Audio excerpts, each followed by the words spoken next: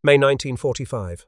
The Maeda Escarpment, southern Okinawa, roughly 400 feet of jagged coral and volcanic rock rising out of the island like a broken wall. The lower slope is steep, rutted, and tangled with scrub. The upper face, the last 30 to 50 feet, is a sheer vertical cliff that American soldiers have been scaling with cargo nets and wooden ladders for the better part of a week. Below that cliff, in the wreckage of a staging area littered with discarded stretchers and spent shell casings, a group of soldiers from Company B, 1st Battalion, 307th Infantry Regiment, 77th Infantry Division, are staring upward through smoke and dust at something they cannot explain. On top of the escarpment, alone, a figure is moving. He is dragging a wounded man across open ground toward the cliff edge. Japanese machine gun fire is sweeping the plateau in bursts. Mortar rounds are falling in clusters that send plumes of coral dust 50 feet into the air. Every other American who could still walk has already retreated back down the nets. The order to pull back was given hours ago. The men below can see the figure clearly enough to identify him. They know who he is, they know his name, and what they know about him makes what they are watching even harder to understand. 6 months earlier, at Fort Jackson, South Carolina, several of the men now standing at the base of that cliff had thrown boots at this man while he knelt beside his bunk to pray. They had called him a coward. They had called him a slacker and the weakest link in the chain. One of them had told him, to his face, that when they got into combat he would make sure the man did not come back alive. Their commanding officer, Captain Jack Glover, had gone to the battalion commander and formally requested that this man be transferred out of the company. Officers had tried to have him discharged under a Section 8 classification for mental unfitness. They had threatened him with court-martial. They had done everything in their power short of physically dragging him out of the army to get rid of him. The reason was simple. He refused to carry a weapon. He would not touch a rifle. He would not hold a grenade. He would not pick up a sidearm. He was a medic, assigned to the company as its aid man, and he had told every officer and every enlisted man who asked that he had made a promise to God that he would never take a human life, and that he intended to keep that promise regardless of what the United States Army or any man in it thought about the matter. The men of Company B had concluded, with the unanimous certainty of soldiers who believe their lives depend on the man beside them, that this skinny, quiet, Bible-carrying private from Lynchburg, Virginia, was going to get them killed. Now they were watching him do the thing none of them had done. He was still up there. They were not. The men with the rifles and the grenades and the bayonets and the training and the full weight of the United States Army behind them were at the bottom of the cliff. The man, with nothing in his hands but a rope and a canvas litter, was at the top, and he was dragging broken men to the edge and lowering them down, one at a time, into the arms of the soldiers waiting below. He had been doing it for hours. The Japanese were close enough that he could hear them moving in the caves. Mortar rounds were landing within yards of him, and he was not coming down. Here is the question that this entire story turns on, the question the men of Company B were asking themselves in different words as they watched from below, and the question that the United States Army itself would eventually have to answer before the year was out. How do you explain a man who will not fight, who will not carry a weapon, who will not so much as touch a rifle, and who turns out to be the bravest soldier any of them have ever seen? How do you explain a coward who will not leave? The man on the cliff was Private First Class Desmond Doss. Before the battle was over, he would lower approximately 75 wounded men down that cliff face by himself. He would be wounded 4 times across the Okinawa campaign. He would be hit by a grenade that drove 17 pieces of shrapnel into his body. He would be shot by a sniper. He would tie a rifle stock to his own shattered arm as a splint and crawl 300 yards to an aid station. And he would become the first and only conscientious objector in the history of the Second World War to receive the Medal of Honor.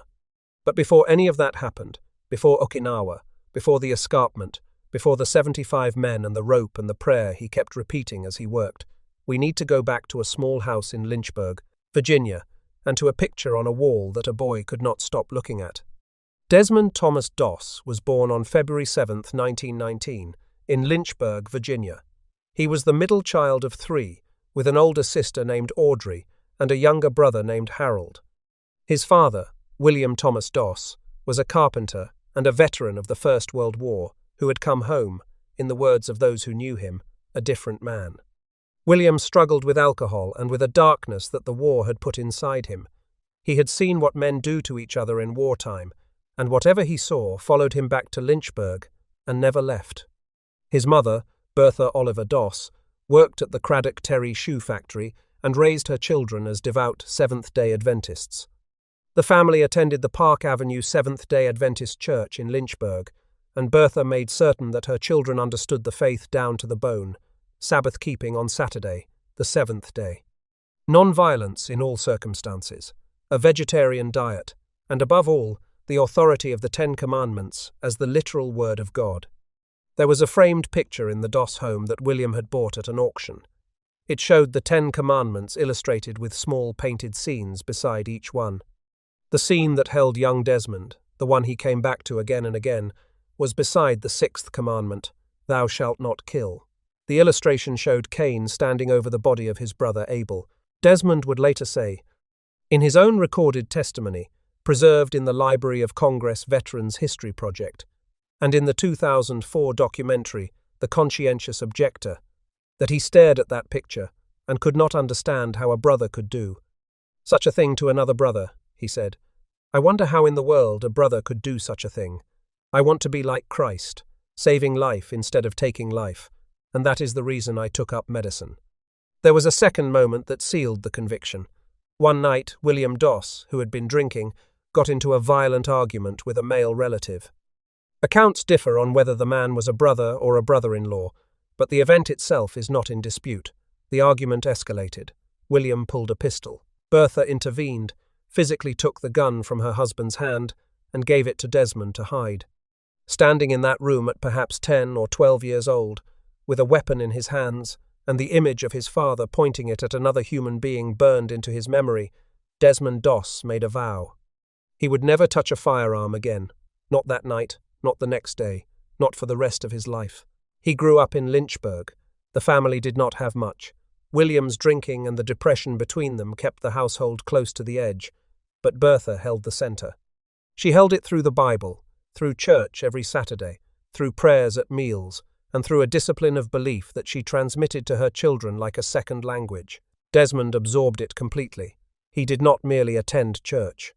He internalized its principles the way other boys internalized the rules of a sport, by practicing them every day until they were indistinguishable from how he saw the world. Thou shalt not kill was not an abstract commandment to him.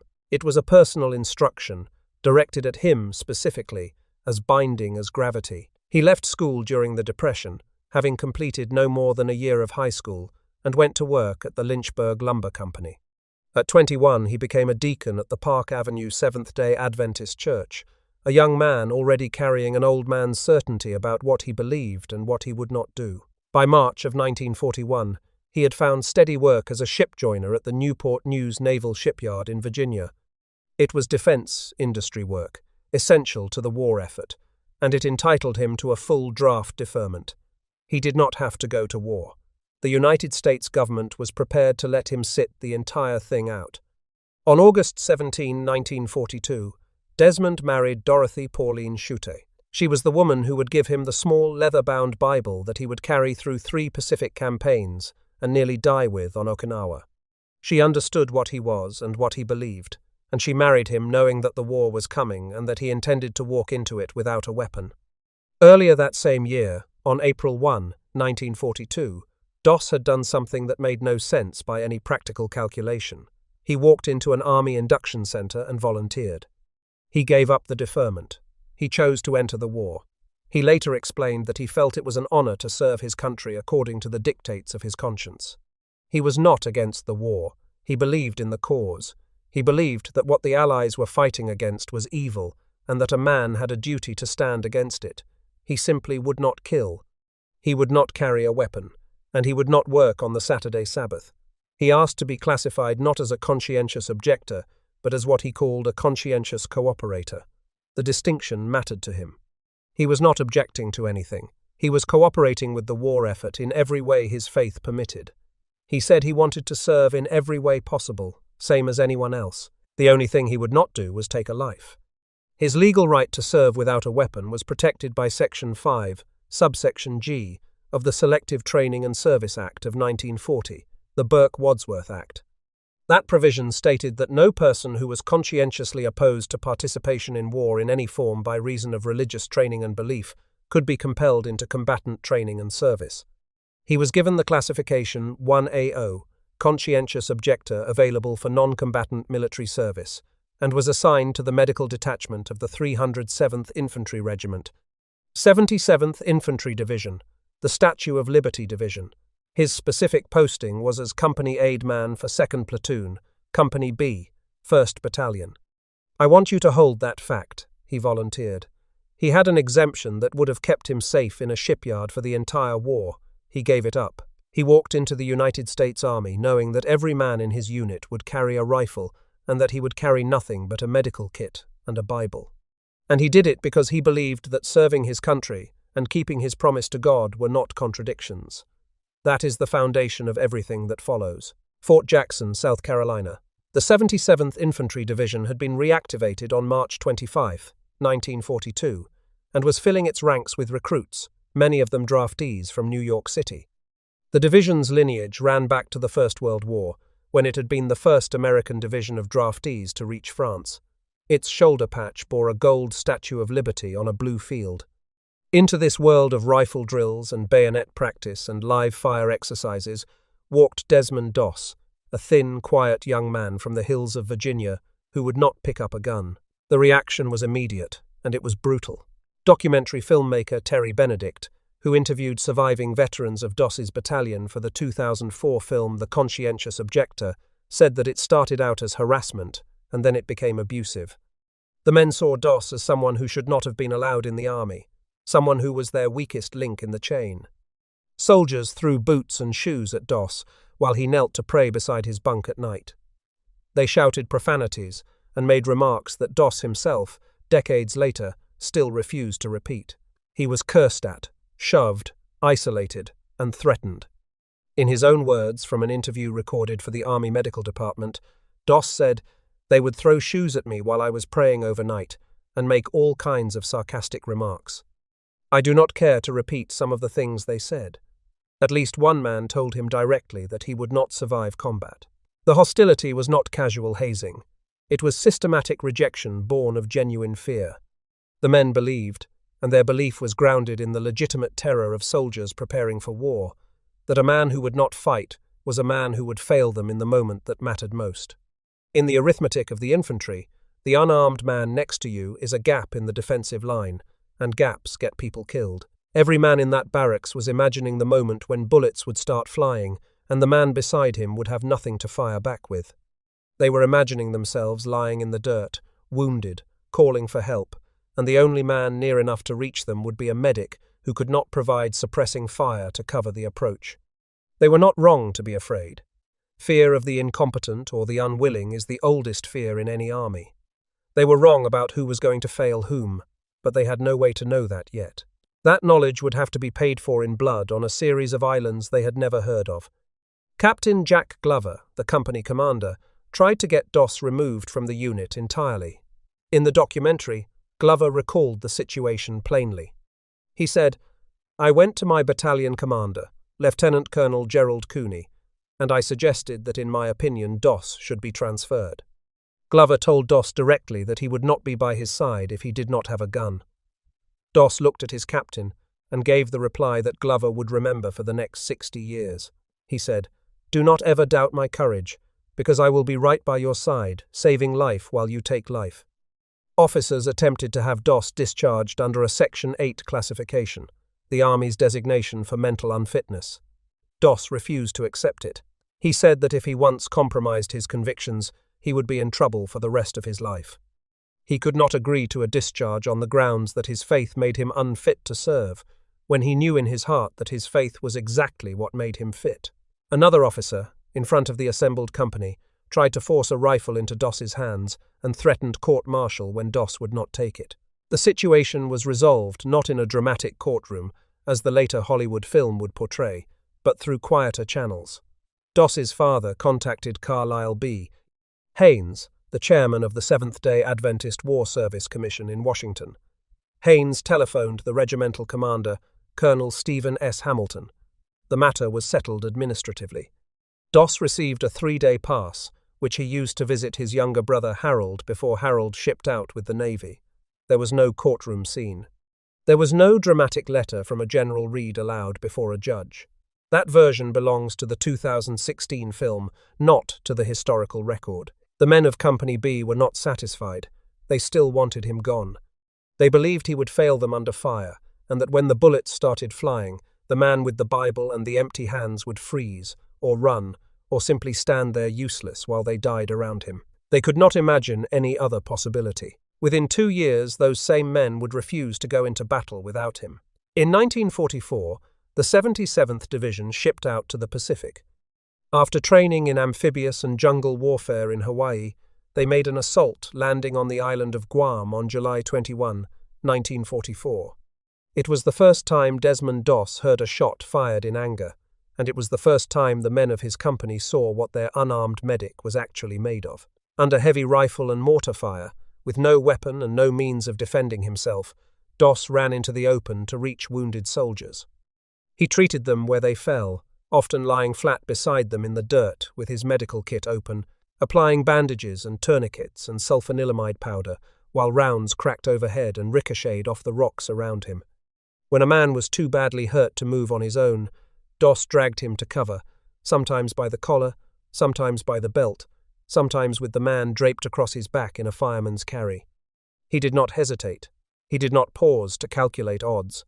He did not check with anyone about whether he should go. He simply moved toward the wounded, the way a man moves toward his own children when they are in danger, without thought, without permission, because the alternative was unacceptable. The men who had promised to kill him in boot camp began to reconsider. It is one thing to despise a man for refusing to carry a weapon when the weapon is theoretical. It is another thing entirely to watch that same man run toward Japanese machine gun fire, unarmed, to drag your friend out of the line of fire. The calculation changes when the coward turns out to be the one who shows up when no one else does. For his bravery in treating wounded men under fire during the Guam campaign, Doss was awarded the Bronze Star Medal for valor. After Guam, the 77th was diverted to Leyte in the Philippines, landing in December of 1944. The fighting was close, sustained, and deadly. The Japanese had dug into the mountains and jungles of Leyte with the same ferocity they would later show on Okinawa, and the 77th was in the middle of it. On Leyte, Doss crossed an open field under direct Japanese machine gun fire to reach 2 wounded soldiers who had fallen in exposed ground. When he got to them, one was already dead. He could not save that man. He lifted the survivor and carried the wounded soldier back across the same open ground he had just crossed, with machine gun rounds chewing up the dirt around him. It was the kind of act that gets a man killed 9 times out of 10. Doss did it anyway. For these actions, he was awarded a second Bronze Star, designated by an oak leaf cluster on the first. It was on Leyte that Doss contracted the tuberculosis that would later take a lung and 5 ribs from his body, though he did not know it at the time. The bacteria were already in his chest. The cough had not started yet. He kept working. He kept going out under fire. And something was changing around him, something the men themselves might not have been able to articulate if asked, but that was visible in the way they treated him. The transformation was not dramatic. It was not a single moment of revelation in which the whole company gathered around Doss and apologized. That is the Hollywood version. The real version was slower and quieter. It was a slow, steady accumulation of evidence. Mission after mission, firefight after firefight, and the men of Company B were watching a man who had no way to protect himself put himself in mortal danger to protect them. The man they had called a coward was going places under fire that many of them, armed and trained, would not go. He was doing it without complaint, without asking for recognition, and without ever once wavering in his refusal to touch a weapon. The logic of their contempt was breaking down. You cannot call a man a coward when he keeps running toward the thing you are running from. By the time the 77th Division reached Okinawa in the spring of 1945, Desmond Doss was no longer the company pariah. He was the company medic, and the men had come to depend on him in a way that went beyond professional respect into something closer to reverence. According to accounts from veterans who served with him, he had begun leading informal prayer sessions before combat operations. The men who had mocked his faith were now asking him to pray for them. He was 26 years old. He was a twice-decorated combat veteran who had never fired a shot, and the worst was ahead of him. The Battle of Okinawa was the largest amphibious assault in the Pacific War and its single bloodiest engagement. The American invasion, designated Operation Iceberg, began on April 1, 1945, and the ground campaign lasted roughly 82 days. Okinawa was the last major barrier before a planned invasion of the Japanese home islands. Both sides knew this. The Japanese High Command had concluded that Okinawa would be the final decisive battle before the Americans set foot on Japan itself, and they had prepared accordingly. The island had been turned into a fortress. The Japanese 32nd Army had honeycombed southern Okinawa with an enormous network of tunnels, caves, and fortified positions stretching for miles underground. The strategy was simple and devastating. Let the Americans come ashore, let them advance inland, then bleed them white in a war of attrition fought from underground positions that no amount of naval bombardment or air superiority could neutralize. The scale of death on that island would directly influence the decision to use atomic weapons against Japan. By the time the campaign ended, more than 12,000 Americans would be dead and 36,000 wounded. An estimated 110,000 Japanese soldiers would be killed. Perhaps 100,000 Okinawan civilians, trapped between two armies in what the Japanese themselves called the Typhoon of Steel, would perish. The commanding generals of both sides would die on Okinawa. Lieutenant General Simon Bolivar Buckner, Jr., the highest-ranking American officer killed by enemy fire during the Second World War, was struck by an artillery shell on June 18. Japanese Lieutenant General Mitsuru Ushijima took his own life 4 days later as his position was overrun. The 77th Division itself had already been in the Okinawa campaign before reaching the Maeda Escarpment. They had been the first Americans ashore in the Okinawa operation, landing on the Kerama Islands on March 26, 1945, to secure anchorages. They had fought on Ii-Shima, a small island off Okinawa's western coast, where the beloved war correspondent Ernie Pyle was killed by a Japanese machine gun on April 18. Pyle had survived the landings in North Africa, Sicily, and Normandy only to die on a small island most Americans had never heard of. The division had earned the nickname the 77th Marine Division from admiring U.S. Marines on Guam. These were not green troops. They had been fighting across the Pacific for nearly a year. They knew what Japanese defensive positions looked like. They had never seen anything like the Maeda Escarpment. At the center of the Japanese defensive line stood a geological formation that would enter American military history under a name given to it by the soldiers who had to take it. The Maeda Escarpment, a ridge of coral and rock near the ruins of Urasoe Castle in southern Okinawa. The soldiers called it Hacksaw Ridge. The escarpment was part of the outer Shuri defense line protecting the headquarters of the Japanese 32nd Army. The ridge rose roughly 400 feet from the surrounding terrain, its upper face a sheer cliff of between 30 and 50 feet that could only be scaled with naval cargo nets and wooden ladders. On top was a broad plateau. Below the southern crest, invisible from above, the Japanese had constructed one of the most elaborate defensive networks of the entire Pacific War. Caves, tunnels, pillboxes, and fortified positions honeycombed the reverse slope of the ridge. Some cave systems extended deep into the rock with multiple shafts and interconnected passages. A barracks area the Americans called the apartment house sat just east of the village of Nakama. The Japanese commander, Lieutenant General Ushijima, and his chief of staff, Lieutenant General Isamu Cho, had ordered the defenders to hold the Maeda Escarpment at all costs. The ridge controlled Route 5 and the approaches to Shuri Castle. Losing it would unravel the entire defensive line.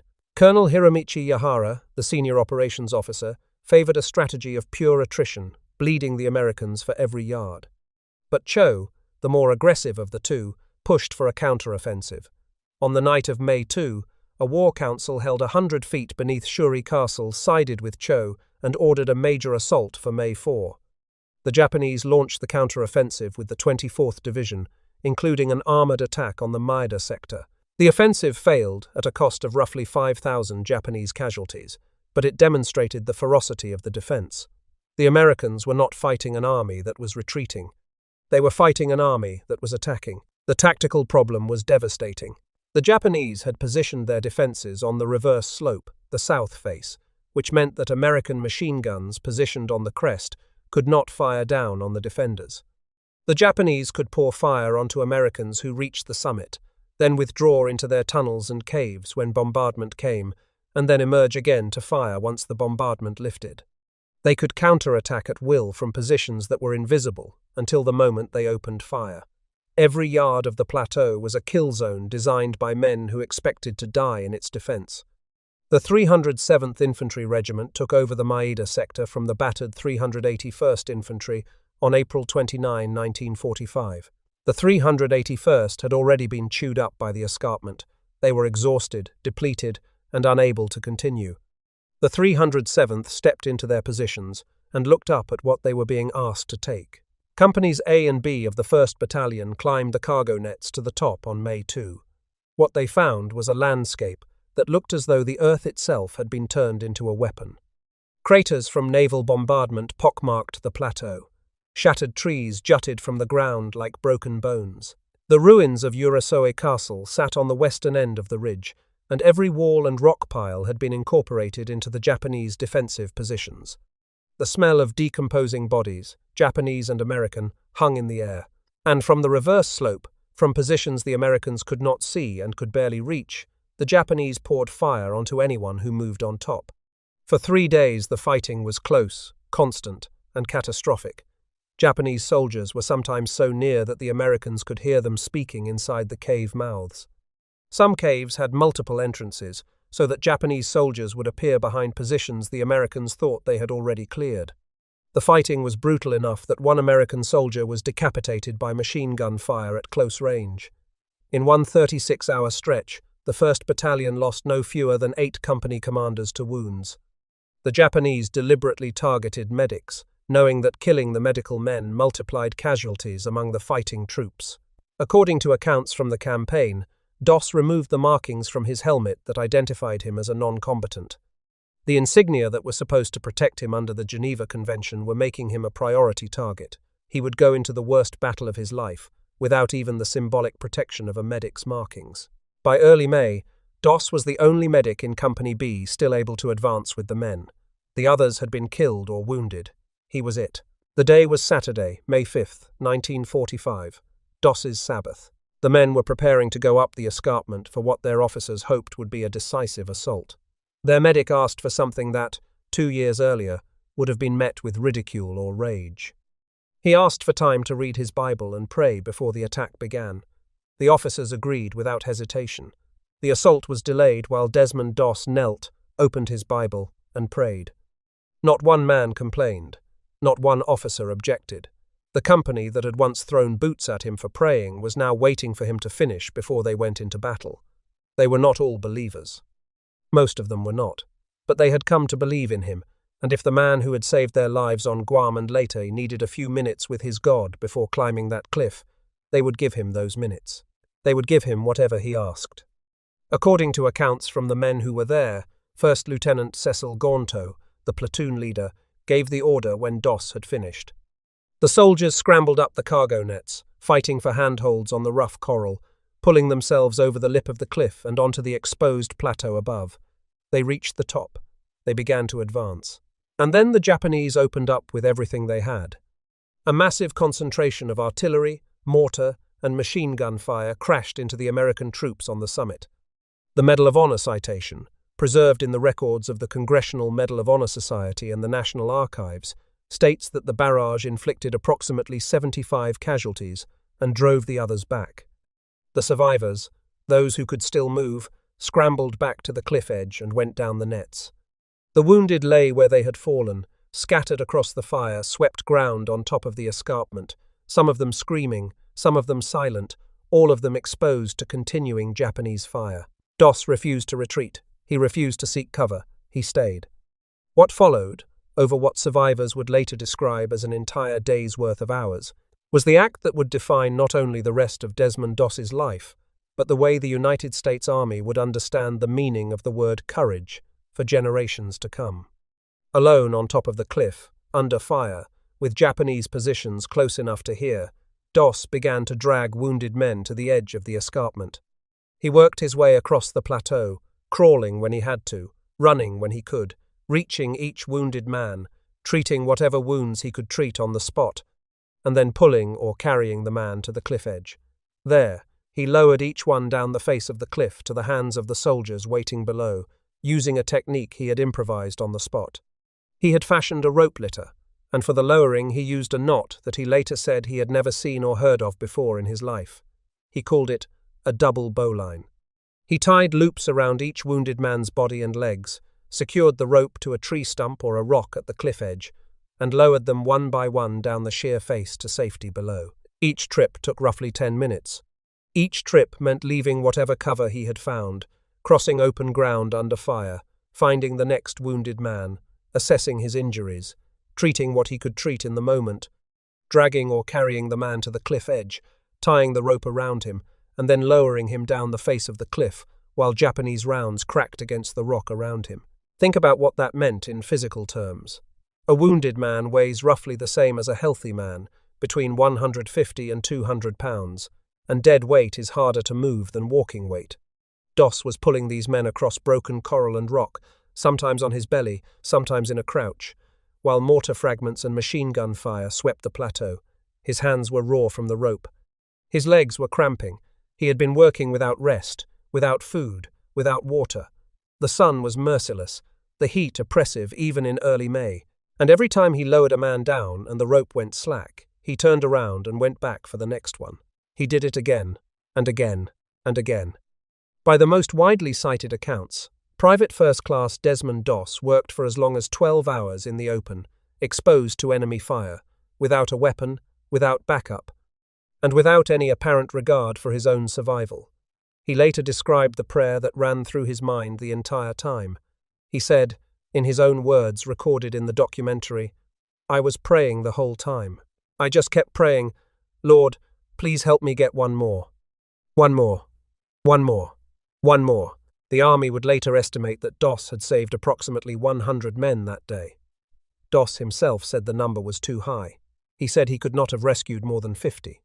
He later explained that his commanding officer wanted to credit him with saving 100 lives, but he felt 50 was closer to the truth. They agreed on 75 for the citation. That compromise, the refusal to accept more credit than he believed he deserved, is one of the details that tells you the most about the man. The number recorded in the Medal of Honor citation is approximately 75 casualties. A fellow soldier named Carl Bentley, who was present at Hacksaw Ridge, later recalled in the 2004 documentary that there was no rational way to explain how Doss survived that day. He said, "It is as if God had his hand on his shoulder. It is the only explanation I can give." The 1st Battalion of the 307th Infantry went up the Maeda Escarpment with approximately 800 men. When they came back down, they had 324. That means roughly 476 men, nearly 60% of the battalion, were killed or wounded in that single engagement. The 1st Battalion, 307th Infantry, 77th Infantry Division, was later awarded the Presidential Unit Citation for securing the Maeda Escarpment, one of the rarest honors the Army can bestow on a unit. Every man who fought on that ridge earned it, but one man, the one without a weapon, earned something more. But the cliff rescue, extraordinary as it was not the full measure of what Desmond Doss did on Okinawa. The Medal of Honor citation covers a period from April 29 to May 21, 1945, nearly 3 full weeks of sustained combat. The 75 men on the cliff were only part of the story.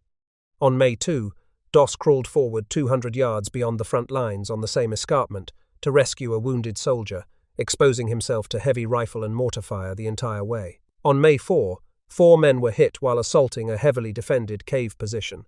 Doss advanced through a shower of grenades to within 8 yards of the cave mouth, 8 yards from a cave full of Japanese soldiers, and treated the wounded men where they lay. Then he made 4 separate trips under fire to evacuate all 4 of them to safety. 4 trips into a grenade storm, 4 men brought out alive. Later, on May 5th, the same day as the cliff rescue, he went out under shelling and small arms fire to reach a wounded artillery officer. He applied bandages, moved the officer to cover, and administered plasma.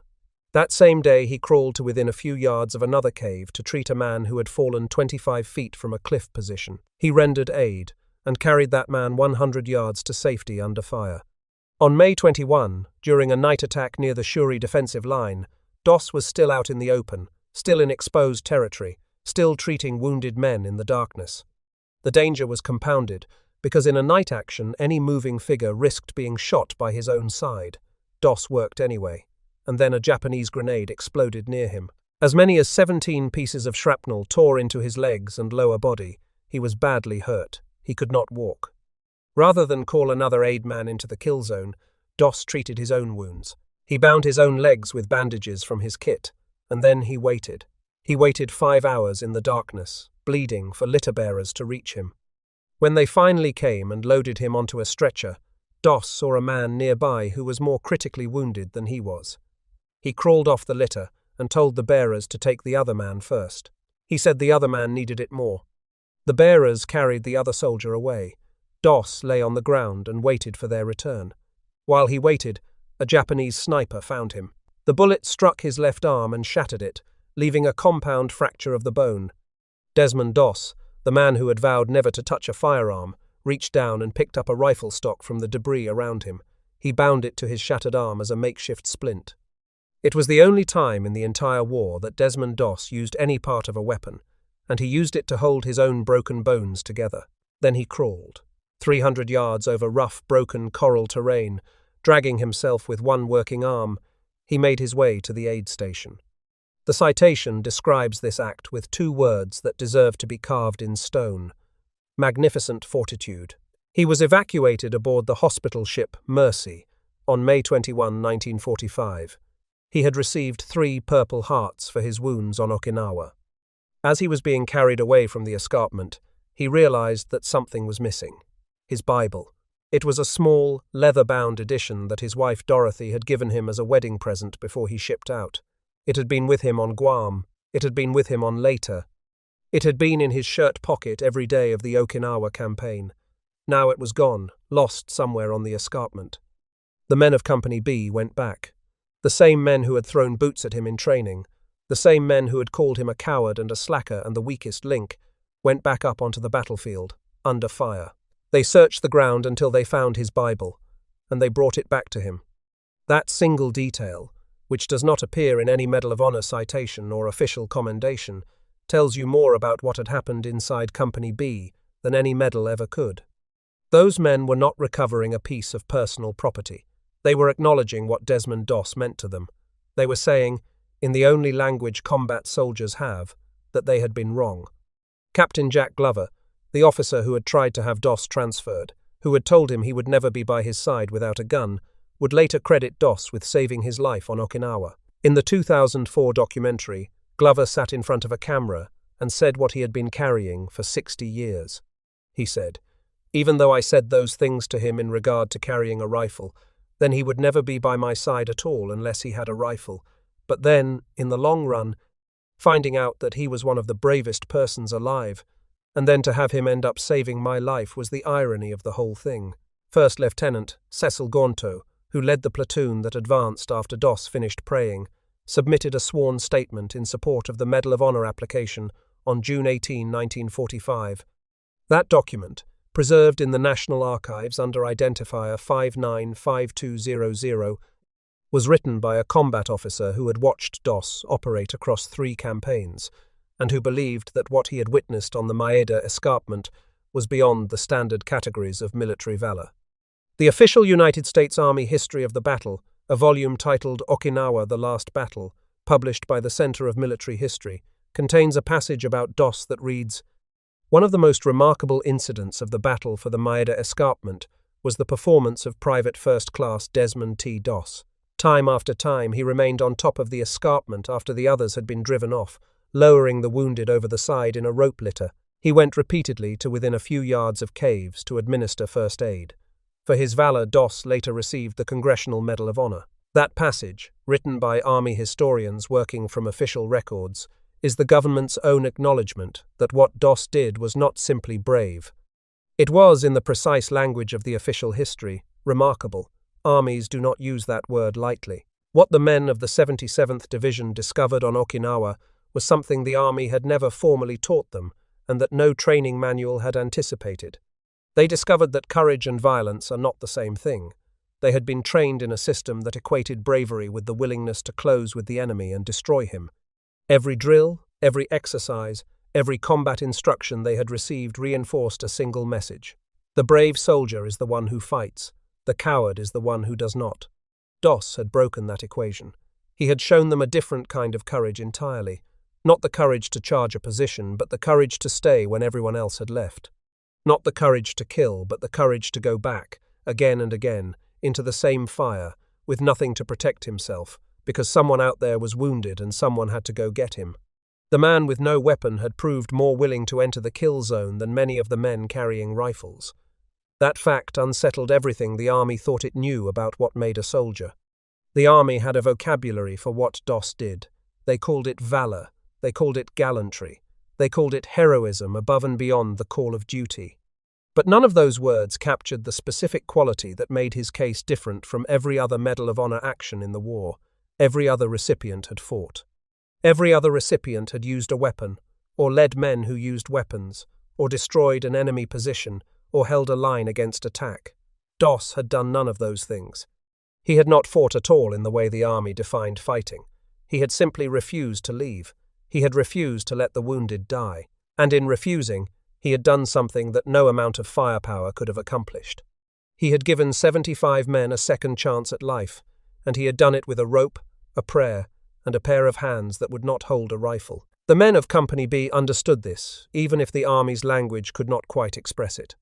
They understood it because they had been the ones lying on that cliff, bleeding, unable to move, listening to Japanese fire and waiting to die. And then they had felt hands on their bodies, gentle hands, and the hands of the man they had called a coward, and those hands had tied a rope around them and lowered them to safety. You do not forget the hands that saved you, and you do not forget that the man attached to those hands was the one you once tried to destroy. On October 12, 1945, on the White House lawn in Washington, Corporal Desmond Thomas Doss stood before President Harry S. Truman. He had been promoted after Okinawa. The president took Doss's hand and held it throughout the reading of the citation. When the citation was finished, Truman looked at Doss and said something that no president had ever said to a Medal of Honor recipient before or since. He said, "I am proud of you. You really deserve this. I consider this a greater honor than being president." Doss was the first and only conscientious objector to receive the Medal of Honor during the Second World War. He remains one of only 3 in all of American history, the other 2 being Thomas W. Bennett and Joseph G.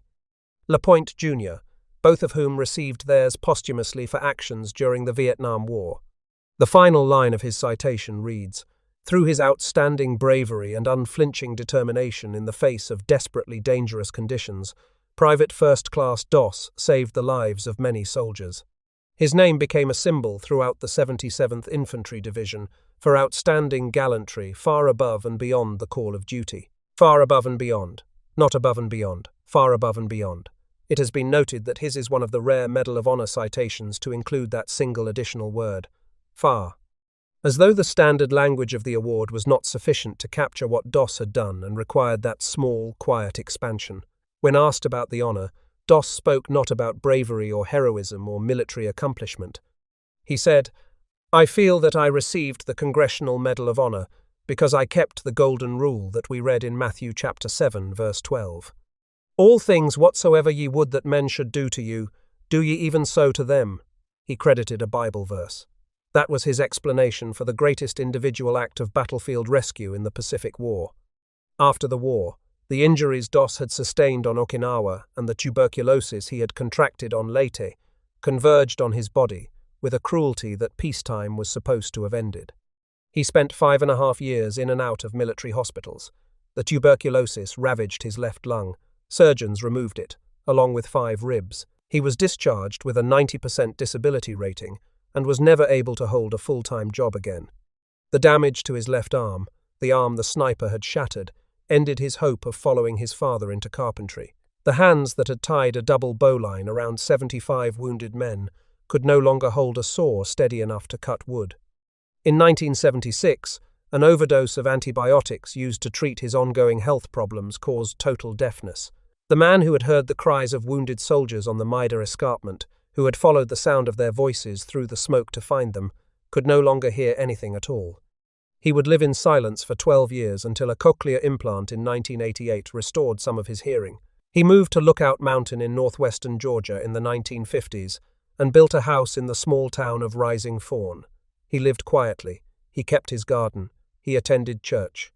He did not seek attention and for decades actively resisted efforts to dramatize his story, fearing that Hollywood would sensationalize what had happened and take the credit away from God. He and Dorothy had one son, Desmond Jr., who grew up to become an Army medic, just like his father, and later a firefighter and paramedic. Dorothy Doss died on November 17, 1991, in a car accident that occurred while Desmond was driving her to the hospital for cancer treatment. He carried that loss, as he had carried everything else, without public complaint. He remarried Frances May Dumas on July 1, 1993.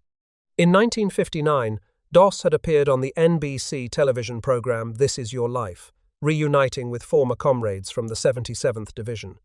In 1962, at the 100th anniversary of the establishment of the Medal of Honor, the other living recipients selected Desmond Doss to represent all of them at a White House ceremony with President John F. Kennedy. Think about that for a moment. The men who had received the nation's highest award for combat valor in every war from the Civil War to Korea looked at the quiet man from Virginia who had never fired a shot and chose him to stand for all of them. That choice tells you everything you need to know about what the medal actually honors. It does not honor killing. It honors the willingness to risk everything for the men beside you. And no one had done that more completely than Desmond Doss. Desmond Thomas Doss died on March 23, 2006, at his home in Piedmont, Alabama. He was 87 years old. He was buried on April 3, 2006, at Chattanooga National Cemetery in Tennessee. He never changed his account of what happened on that cliff. He never inflated the numbers. He never embellished. When the Army wanted to credit him with saving 100 men on the escarpment, he said it could not have been more than 50. They settled on 75.